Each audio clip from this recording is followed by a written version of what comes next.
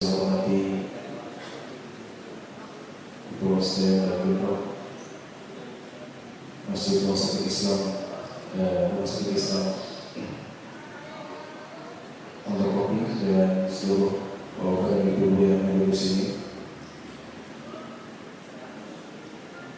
Puji syukur kita panjatkan kepada Allah Subhanahu wa taala di hari yang cerah ini.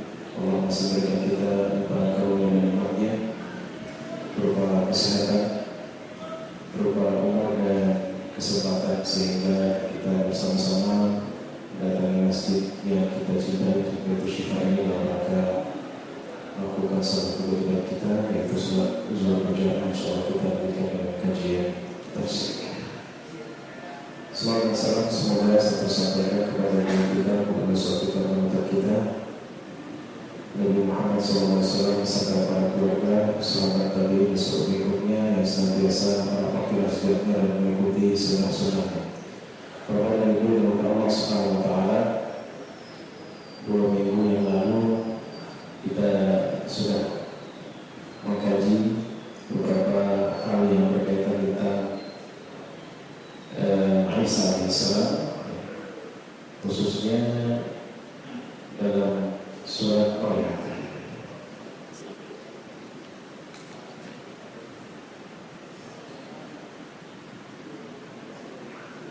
Dan kenapa ini diangkat? Karena waktu itu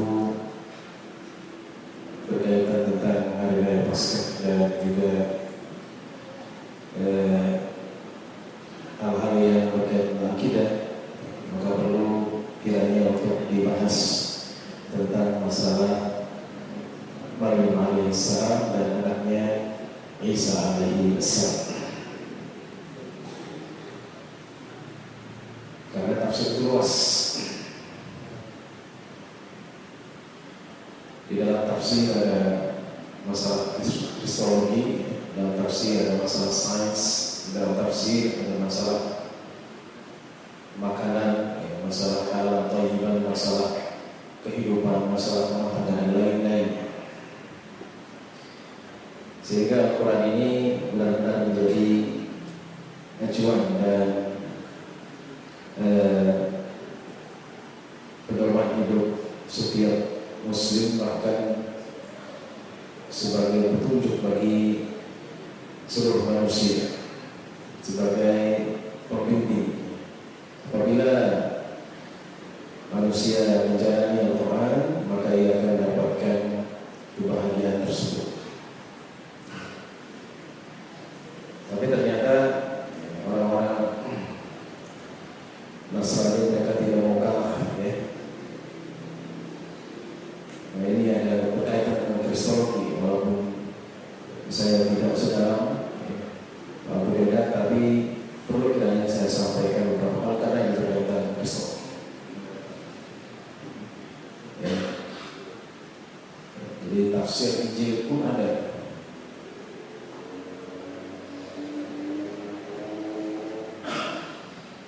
Baik, Bapak dan Ibu Allah Subhanahu wa taala telah jelaskan, saya tidak akan baca lagi ayatnya, bahwa Maryam alaihissalam ketika itu keluar dari Baitul Maqdis, dijelaskan bahwa Maryam alaihissalam sebagai khadimah, sebagai orang yang berkhidmat untuk Baitul Maqdis atau Masjidil Aqsa, mengambil bagian timur, keluar dan mengarah ke arah timur. Itu makanya mengapa sampai sekarang gereja itu, perhatikan ya, depannya itu pasti arah timur. Itu dikatakan oleh para mufassir, mengapa mereka mengambil bagian depan dari gereja di timur dan patung Yesus yang disalib itu diyakini mereka Yesus Isa alaihissalam di bagian timur, sehingga matahari meneranginya karena Isa Maryam alaihissalam keluar dan mengarah ke timur. Kemudian Allah Subhanahu wa taala telah menjelaskan bahwa Maryam alaihissalam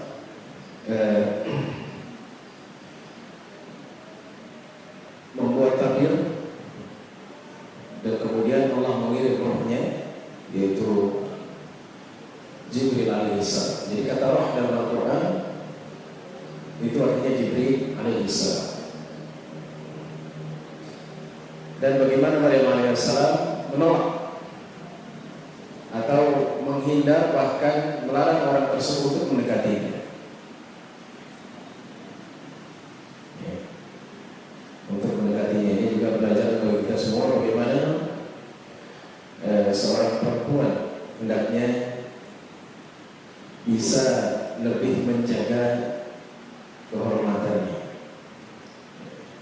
Dan sudah kita ambil juga pelajaran kalau perempuan itu lebih baik agak galak gitu ya, jangan murah senyum gitu sehingga orang yang kegeeran menganggap senang gitu ya. Itu dianggap, ini kisah nyata gitu. Orang Arab itu paling senang sama orang Indonesia, ibu-ibu yang perempuannya, karena murah senyum ya. Dikiranya suka begitu, akhirnya digodain. Kalau kita kan senyum sudah biasa, tapi bagi orang Arab itu tidak biasa. Jadi kalau dikasih senyum itu dianggap sesuatu gitu. Nah, ini ketika Maryam alaihissalam mengatakan, aku berlindung kepada Allah dari, kalau engkau orang yang bertakwa, jangan dekat-dekat aku. Ketika posisinya sendirian, ya, tidak ada orang lain, datang seorang lelaki, ya, itu adalah Jibril alaihissalam dalam bentuk seorang lelaki. Malaikat pun, ya, yang ketika itu menyamar sebagai lelaki, ya, berubah dalam bentuk laki-laki, maka Maryam menolaknya atau mengusir. Maka dijelaskan bahwa aku adalah utusan Tuhan, ya, utusan Allah untuk memberi kabar gembira dengan datangnya seorang laki-laki. Kata Maryam alaihissalam, bagaimana aku mungkin, ya, bagaimana mungkin aku punya anak lelaki sedangkan aku tidak pernah disentuh oleh seorang lelaki pun dan tidak melakukan zina, tidak pernah nikah dan tidak pernah melakukan zina. Ya, kalau hasya sekali tidak. Maka kata Jibril alaihissalam, ya, hal itu adalah mudah bagiku. Allah berfirman, hal itu adalah mudah bagiku sebagai tanda bagi manusia dan sebagai rahmat dari kami, dan itu adalah perkara yang diputuskan. Ya. Maka Maryam mengandungnya dan dia mengisikan diri dengan kandungannya ke tempat ini. Dari timur keluar, arah timur yang dekat Baitul Maqdis, kemudian menjauh. Kenapa menjauh? Karena takut dicela dan dimaki oleh Yahudi, Bani Israil. Nanti dibilang kamu berzina dengan siapa menghamilimu, kamu melakukan perbuatan nista dan lain-lainnya. Ya, sehingga mengasingkan diri lebih jauh ke padang pasir, ya, ketika itu musim panas. Dan sudah dijelaskan bahwa Isa alaihissalam lahir pada musim panas, bukan musim. Ya. Dan di sini hamilnya sudah saya jelaskan, ada yang mengatakan 8 bulan, ada yang mengatakan 7 bulan, ada yang mengatakan cepat.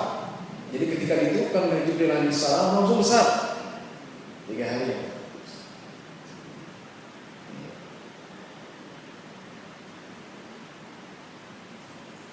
Dan ketika sudah merasa sakit, ia bersandar di pangkal pohon dan mengatakan, aduhai, seandainya aku mati sebelum ini dan aku menjadi sesuatu yang tidak berarti. Nah, di sini ulama mengatakan, apakah boleh seseorang mengharapkan kematian? Karena dalam ayat ini jelas bahwa Maryam alaihissalam mengatakan, seandainya aku mati dan seandainya aku tidak pernah dikenal. Kenapa? Karena keadaan yang begitu keras yang dialami oleh Maryam alaihissalam. Bayangkan hamil sendirian, tidak ada suami, ya, di gurun pasir, jauh dari manusia, ya. Maka ulama mengatakan boleh seseorang mengharapkan kematian, bukan bunuh diri. Ya, beda. hidup ini dengan mengharapkan kematian. Mengharapkan kematian artinya meminta kebaikan kepada Allah Subhanahu wa taala. Sebagaimana Rasulullah SAW bersabda, apabila engkau sakit jangan kau minta jangan kau minta mati. Akan tetapi katakanlah, ya Allah berikanlah aku kehidupan apabila kehidupan itu lebih baik bagiku, dan berilah aku kematian apabila kematian itu lebih baik bagiku. Ada orang sakit nih, sakitnya udah parah, kita ngomong ya doakan aja semoga juga yang terbaik. Nah, orang ini boleh mengatakan ya Allah doa seperti yang diajarkan Rasulullah, tapi bukan bunuh diri, meminta yang terbaik. Apabila ia menganggap kematian lebih baik, dia meminta kepada Allah untuk bertemu dengan Allah Subhanahu wa taala. Waktu nasya maksi. Jadi itu satu harapan, satu satu keadaan di mana Maryam alaihissalam dalam keadaan yang sangat. Bayangkan ibu-ibu dalam kondisi seperti ini, mau melahirkan tapi suami nggak ada. Mending kalau di rumah, ini di pinggir jalan. Bagaimana perasaan? Mending di pinggir jalan banyak orang, ini di hutan. Kira-kira seperti itu. Mau melahirkan nggak ada orang, di tempat yang jauh dari kerumunan manusia. Baik. Maka Jibril menyuruh dari tempat yang rendah. Ada yang mengatakan Jibril alaihissalam, ada yang mengatakan fanadaha man tahtaha. Dalam riwayat lain, qiraat lain man tahtaha atau min tahtiha. Dalam riwayat Hafiz dari Asr. Janganlah kau bersedih hati, semua Tuhanmu telah menjadikan anak sungai di bawah. Jadi itu anak-anak sungai kecil, bukan sungai besar keluar. Dari yang besar keluar. Kemudian Allah Subhanahu wa taala memerintahkan untuk menggoyang pangkal pohon korma.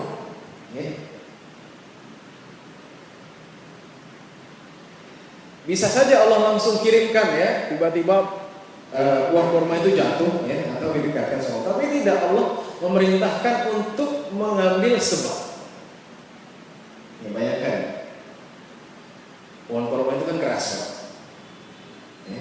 pohon korma keras. Kalau digoyangkan, tidak bisa. Ini seorang perempuan sendirian, hamilnya sudah besar. Disuruh oleh Allah Subhanahu wa taala untuk menggoyangkan pohon korma tersebut. Itu artinya apa? Ambil sebab. Jadi manusia diperintahkan untuk ambil sebab, nggak bisa enaknya doang, cuma mimpi doang, ingin dapat uang, ingin dapat rezeki, tidak bisa, ambil sebab. Di sini pelajaran penting bahwa Maryam alaihissalam tidak langsung dikirim, tiba-tiba datang, ini sudah ada buah kormanya di keranjang gitu. Kata Allah Subhanahu wa taala, goyangkanlah. Kata Jibril alaihissalam, goyangkanlah pohon korma tersebut.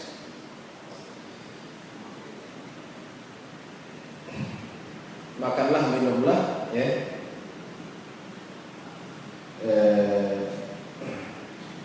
apabila engkau melihat seseorang, maka katakan aku bernazar puasa untuk Allah, tidak berbicara pada manusia. Lahir ketika Isa alaihissalam, dan Allah memerintahkan untuk nazar untuk tidak berbicara pada hari itu. Maka Maryam alaihissalam membawa anaknya yaitu Isa alaihissalam dan menggendongnya. Nah, Bani Israil ketika itu mereka mengingkari, apa katanya? Engkau telah melakukan sesuatu yang mungkar, zina, berbuat hal yang dikutuk oleh Allah Subhanahu wa taala. Kau berzina, kau. Hai saudara perempuan Harun, ayahmu sekali-kali bukanlah. Jadi, wahai saudara perempuannya Harun, ukhta Harun. Ada yang mengatakan ini Harun alaihissalam, tapi itu tidak kuat. Harun alaihissalam ini orang lain, bukan Nabi Harun alaihissalam. Atau ada ketika dulu orang saleh namanya Harun. Jadi Harun orang yang saleh. Jadi kenapa dikaitkan dengan Harun?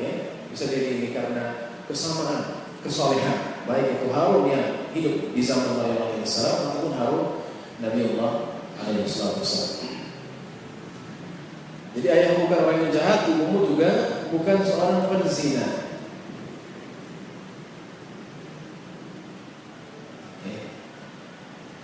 Ini artinya orang Yahudi mereka melihat nasab seseorang. Garis keturunan itu biasanya mempengaruhi keturunannya. Itu tidak selalu, tapi biasanya seperti itu.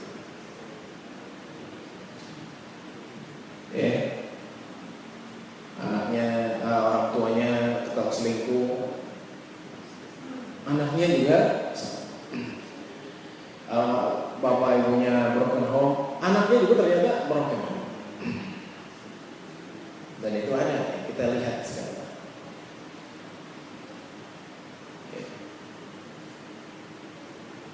Ini bisa jadi balasan dari Allah SWT, bukan karma.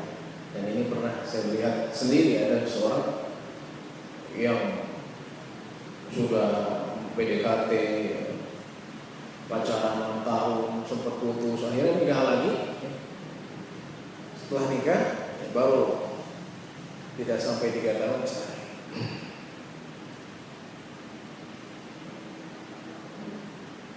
Asal usulnya bagaimana? Sama. Dulu bapaknya juga seperti itu. Masih muda sudah cerai nikah lagi. Jadi mereka mengingkari, bapakmu orang yang baik, ibumu orang yang baik, kok kamu bisa melakukan ini? Itulah pentingnya nasab. Ya, kalau orang mau menikahkan, menjodohkan anaknya, lihat nasab keturunan. Nah, kata Maryam, Maryam menunjuk kepada anaknya ini, tidak berbicara. Mereka Bani Israil bilang, bagaimana kamu berbicara kepada anak kecil? Ya, berbicara dengan anak kecil. Ya. Kita tahu bahwa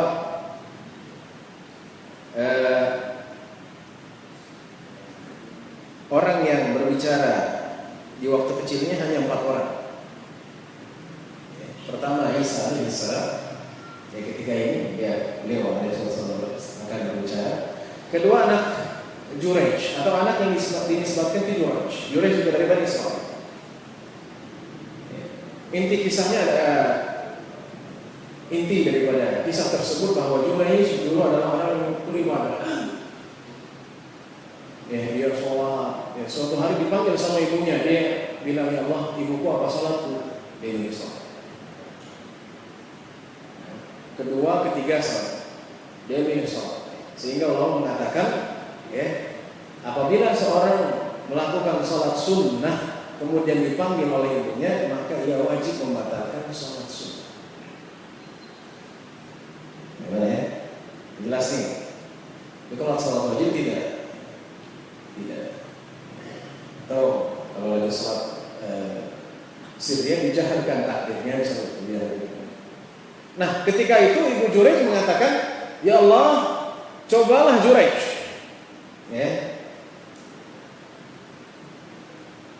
Cobalah ia, berikanlah fitnahmu, cobamu dia kepada seorang penzina. Wow, ibu gara-gara sholat dipanggil nggak 3 kali, akhirnya ini berdoa seperti itu.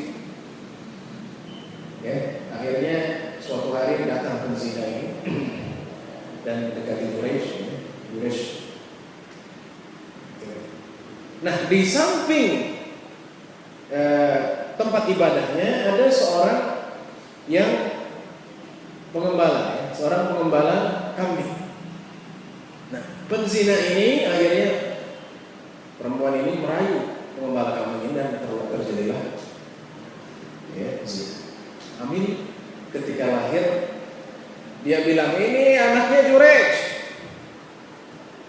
Itu orang yang rajin beribadah, yang dulu alim, dia menghamili saya, ini buktinya.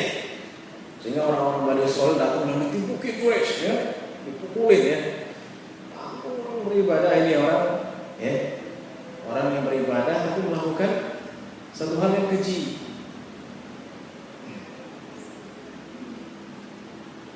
Maka ketika itu Jurej mengatakan, coba anaknya bawa ke saya. Juraij mengatakan, wahai anak, kamu anaknya siapa? Masih kecil, anaknya baru lahir. Kata anak tersebut, aku anaknya pembantu. Maka ketika itu orang-orang Yahudi, Bani Israil, mereka stop dan mereka menciumi tangan Juraij dan menghormati Juraij lagi. Mencium, pokoknya menghormati kata Juraij, tidak usah berlebihan. Kalian benarkan saja tempat ini. Yang kedua, yang ketiga adalah seorang anak di zaman Rasulullah. Ya, ketika itu ada seorang perempuan sedang membawa anaknya.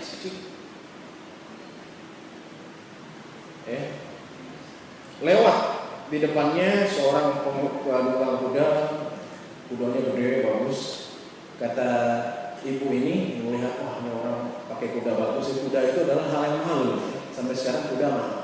Dulu kudanya ada tipe-tipenya. Selain unta, kuda itu adalah kebanggaan.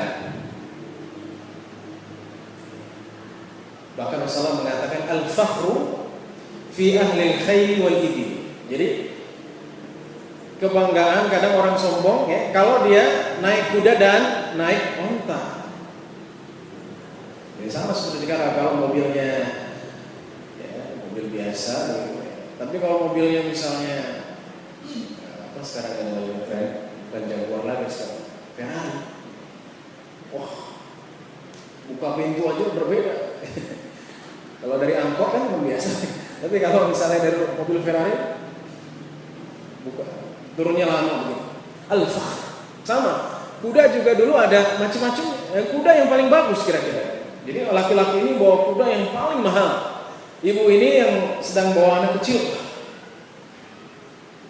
Biasa lagi. Kemudian dia mengatakan, ya Allah, jadikan anak saya seperti dia. Ya. Jadikanlah anak saya seperti dia. Anak itu sedang menyusu. Maksudnya jadikan anak saya kaya seperti dia, gagah.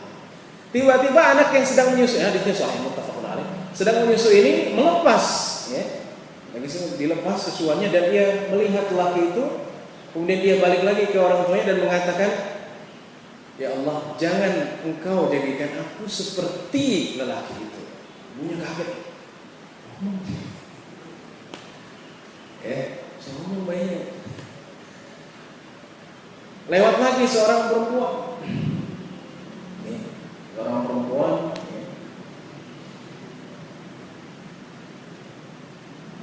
dituduh, dimaki-maki.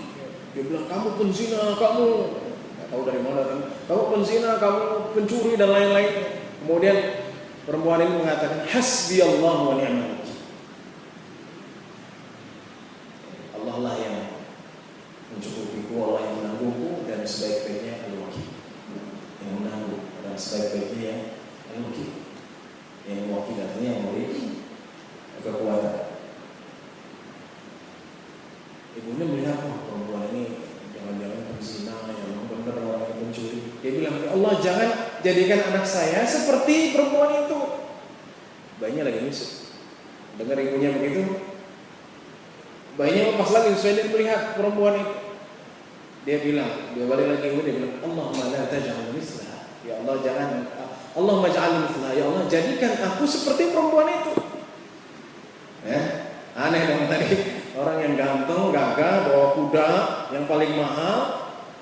Ibunya bilang jadikan anak seperti dia. Anaknya bilang jangan aku jadikan seperti dia. Sekarang perempuan yang dicaci maki, penzina, pencuri, dia bilang, ya Allah, jadikan aku seperti perempuan itu.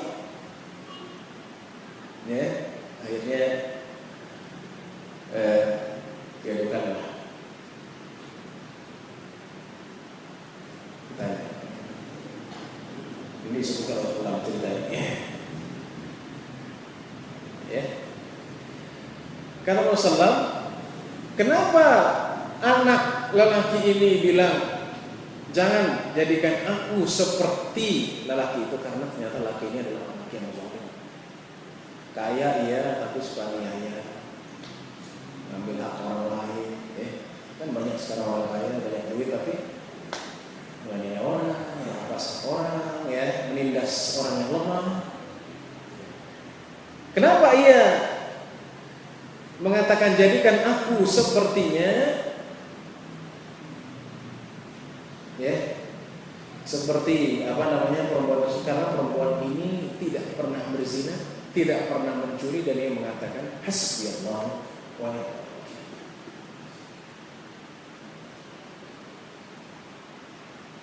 Begitu ya. Jadi ini adalah satu kisah dalam Rasulullah. Jadi Rasulullah menceritakan dulu ada seorang tersebut, kemudian terjadi pada seorang ibu yang hidup di zaman Rasulullah. Maka dia duka, sama seperti ini.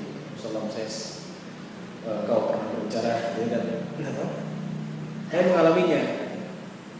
Apa maksudnya? Maka Rasulullah bahas. Dan yang terakhir, anak seorang dari Ashabul Ukhdud. Kita tahu kisahnya. Intinya adalah orang-orang yang beriman dimasukin di parit api ya. Parit itu seperti lubang ya, seperti lubang, selokan besar, dimasukin semua. Ribuan orang masuk ke situ dan dibakar ya.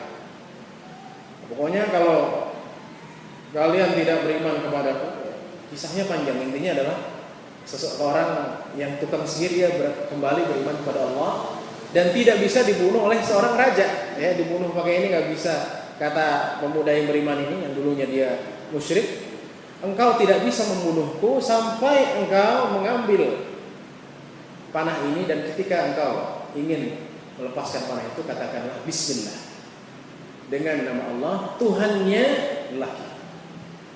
Ya, karena udah mau dilempar dari atas gunung nggak berhasil, mau diceburin di laut nggak berhasil. Akhirnya kata pemuda ini, akhirnya raja mengumpulkan orang, lihat nih, saya bunuh nih si fulan ya, karena dia tidak mau beriman kepada aku ya, tidak mau mengaku aku Tuhan, saya disebut. Tapi dengan syarat, dengan perkataan pemuda tersebut ketika ia ingin memanahnya mengatakan, raja ini mengatakan Bismillah, Rabbi Allah, dengan nama Allah Tuhannya pemuda ini, maka dilepaskanlah panah tersebut dan pemuda ini meninggal. Efeknya orang yang hadir di situ, yang ketika itu mereka mengimani, menganggap Tuhan raja ini, mereka keluar semua dan mengatakan, tadi disebut Bismillah bukan Anda, dengan nama Allah, maka mereka menjadi mukminin semua, bertauhid semua. Akhirnya raja marah. Oh, ini ternyata efeknya, ribuan orang ya, dan dengan pengawalnya dan tentaranya masih setia, memasukkan orang-orang yang beriman. Ditanya, kalau kamu masih mau beriman kepadaku, masih mau mengaku Tuhan, selamat. Kalau tidak, masuk ke dalam parit api. Itu ada di YouTube ya, di Afrika Tengah, video orang masukin dalam parit dan dibakar. Tapi beritanya nggak ada di Indonesia. Kalau Bapak sering membaca Jazirah English ataupun yang Arab, yang Arabiah itu, orang-orang Islam di Afrika Tengah itu dibakar, dihabisi, dan dengan cara yang sangat sadis. Nah, datanglah satu giliran di mana ada seorang ibu dengan bayinya yang masih kecil. Kamu mau keluar dari agamaku, ikut aku. Kalau kamu keluar dari agamamu, kau selamat. Nah, ibunya ragu. Kalau saya masuk, bayi ini di mana, masih kecil. Ya, ini hadisnya juga besok. Bukhari Muslim. Hadisnya panjang.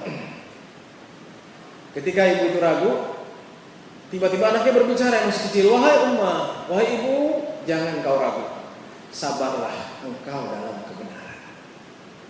Oh, ibunya kaget, anaknya bilang seperti itu, sabar dalam kebenaran, ya, tetaplah dalam kebenaran, ya, engkau berada dalam kebenaran. Akhirnya ibu dan anak yang masih beberapa hari umurnya sudah mati. Kenapa? Untuk mempertahankan keimanan.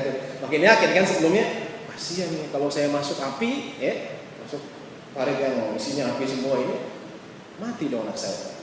Tapi anaknya ternyata menguatkannya. Ia berbicara, wahai ibuku, lakukanlah engkau dalam kebenaran. Jadi ini adalah bayi-bayi yang bisa berbicara di waktu kecil. Apakah zaman sekarang ada? Oh, ini yang dinos yang ditekskan oleh Rasulullah SAW dalam hadis-hadis. Ya, baik, jadi ketika itu mereka menuduh Maria melakukan zina, dan lahirlah ketika itu berbicara. Bagaimana kami berbicara sedangkan ia masih kecil? Ketika itu Isa mengatakan, sesungguhnya aku hamba, ini Abdullah. Ini penegasan bahwa Nabi Isa bukan anak Allah. Ia memberi kuat kita dan Injil yang menjadikan aku seorang nabi, yang menjadikan aku seorang yang berkati di mana saja, merintah kepada aku salat, zakat selama aku hidup. Jadi salat dan zakat itu sudah ada sebelum Islam. Cuma sering datang pertanyaan kepada saya, bagaimana salatnya? Allah mana? Ya. Apakah rukunya sama? Ya. Salat dan zakat sudah ada di syariat sebelum Islam. Ya. Dan berbakti kepada ibuku, dan ia tidak menjadikan aku seorang sombong lagi celaka. Ya, di sini ada perkataan ulama. Kenapa di sini berbakti kepada orang tuaku dan tidak menjadikan aku orang yang sombong? Ya. Kenapa? Karena biasanya orang yang sombong, kata ulama, orang yang sombong, orang yang jebal, orang yang aniaya, biasanya ia tidak berbakti kepada orang tua.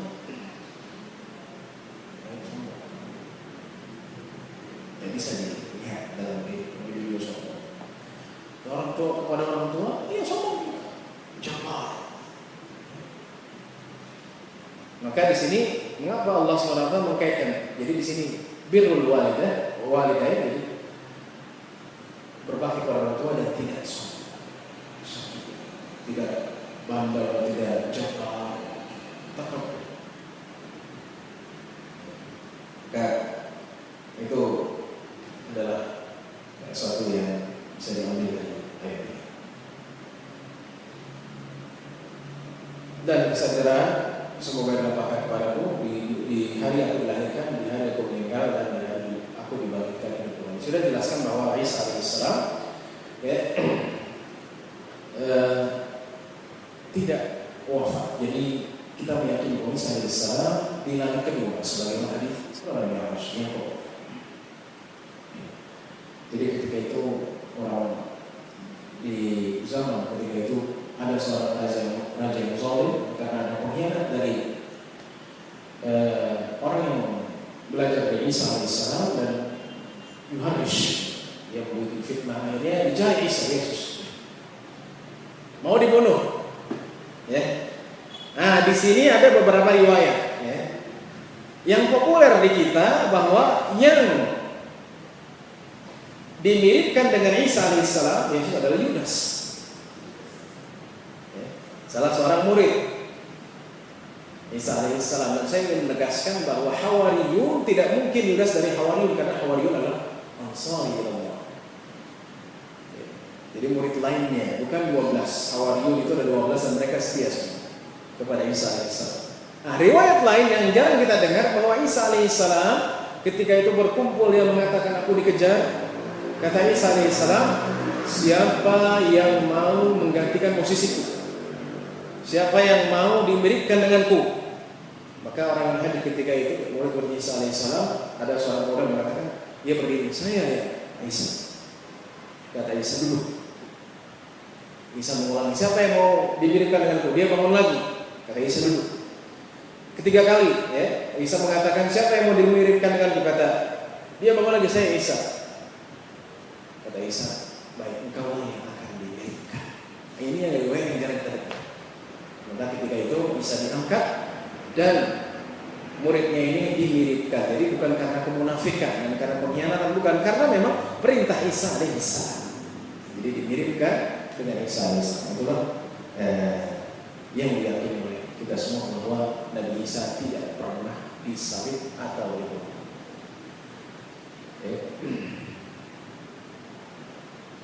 Ya, itulah Isa putra Maria mengatakan perkataan benar, dan mereka berbantah tentang kebenarannya. Tidak layak bagi Allah mempunyai anak, Maha Suci Dia yang melakukan suatu, maka hanya berkata kepadanya jadilah maka itu.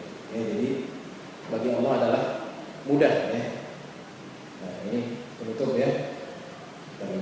Jadi manusia itu ada yang tanpa bapak dan ibu seperti Adam alaihissalam tanpa bapak dan ibu. Ya. Ada yang manusia dengan bapak dan ibu seperti kita semua. Ya, ada bapak, ada ibunya. Ada yang manusia tanpa bapak yaitu Isa, ada Isa karena tidak ada bapak. Jadi kalau mereka mengingkari Nabi Isa tidak punya bapak, mengapa mereka tidak mengingkari Adam? Semua orang yang mempunyai agama Yahudi semua mereka meyakini Adam, tapi mereka tidak mengingkari itu. Mengapa mereka mengingkari Isa? Padahal Isa hanya tidak punya bapak, sedangkan Adam tidak punya bapak dan ibu. Dan terakhir tanpa ibu yaitu Siti Hawa alaihissalam karena beliau diciptakan dari tulang rusuk Nabi Adam alaihissalam. Kayak Baitul Maqdis. Ya. Ini adalah perjalanan Isa alaihissalam ya, dari mulai di atas ke bawah ya. Ini juga Baitul Laham atau Bethlehem dan ini kota Nasr.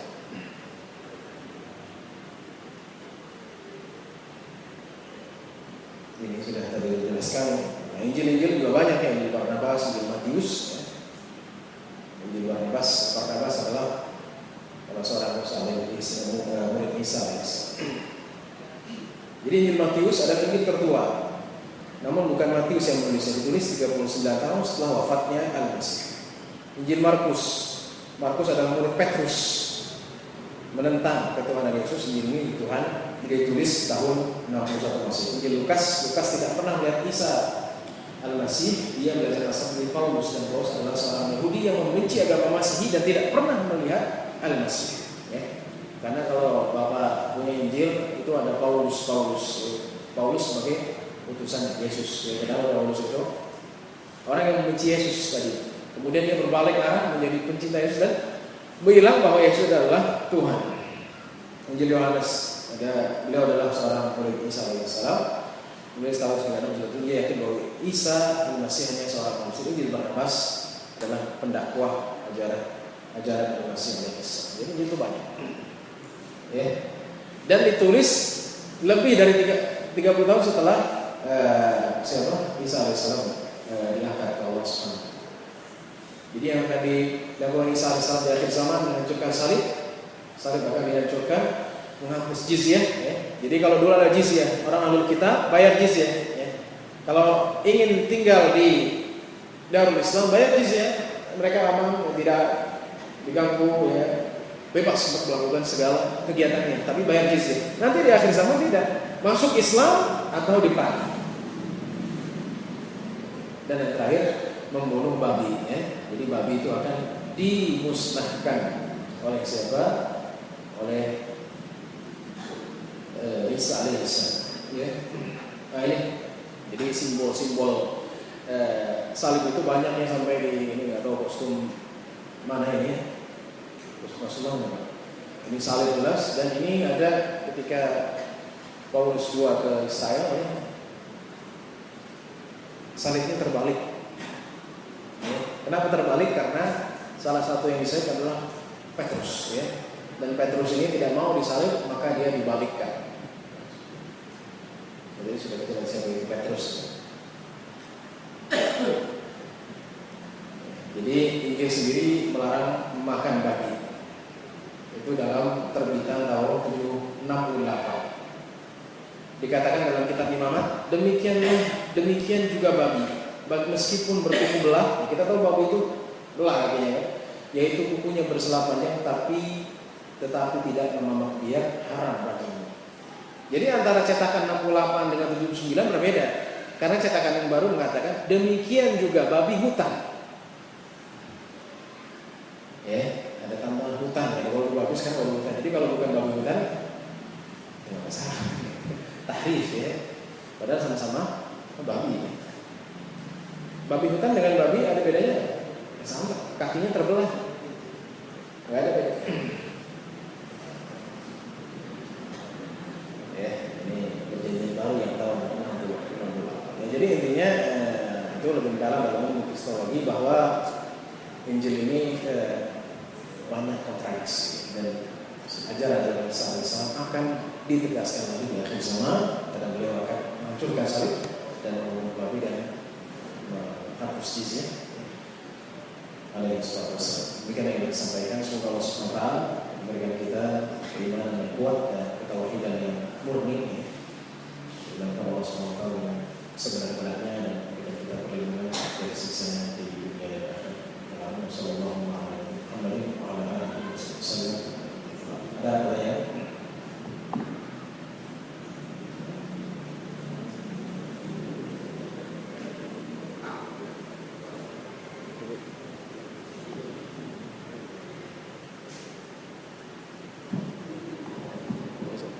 Assalamualaikum warahmatullahi wabarakatuh. Ustaz, saya mau nanya ayat 30. Di sana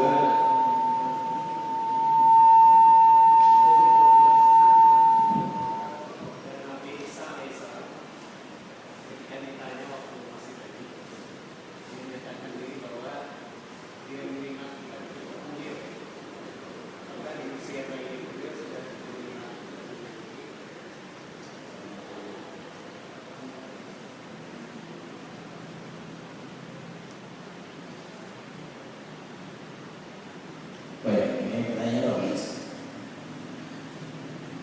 Baik, Ibnu Katsir, seorang mufassir yang besar saja, bahkan tidak menyebutkan dan tidak mendetailkan ayat ini.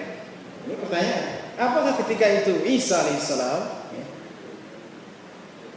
Jadi kalau bila ada yang bilang Isa itu bukan Yesus, tidak benar. Makanya tadi wafat Isa al-Masih. Kali saya Isa al-Masih adalah Yesus.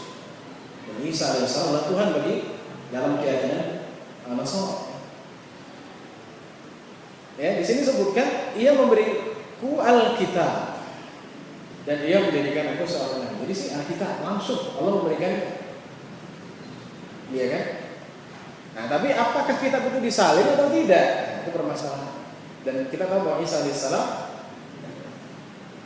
mengangkat, ya, diangkat oleh Allah Subhanahu wa taala ke langit kedua. Jadi itulah jadi yang bisa kita ambil bahwa Injil ini belum dicatat atau disalin lagi oleh murid-murid. Jadi tidak seperti Musa alaihissalam, ya, dicatat banyak, tapi sama juga Yahudi kan, Yahudi juga ditahrif, diganti. Gitu. Nah, Injil ini memang diberikan kepada Isa alaihissalam, ya, tapi Injil ini belum disalin. Itu beda dengan Al-Quran. Kalau Al-Quran tidak diberikan bukunya, nih buku enggak, ya, tapi dihafal perlahan sedikit, ini namanya disebutkan jumlatan muqatta'atan, muqatta'an. Jadi muqatta'an itu artinya apa? Munajjaman, maksudnya munajjaman, jadi itu sedikit. Jadi tidak langsung 30 juz. Jadi intinya adalah memang bisa diberi Alkitab, tapi Alkitab ini tidak dipegang, ya, bahasa itu tegasnya lagi oleh murid-muridnya. Baik, lagi. Cukup baik kita sebutkan.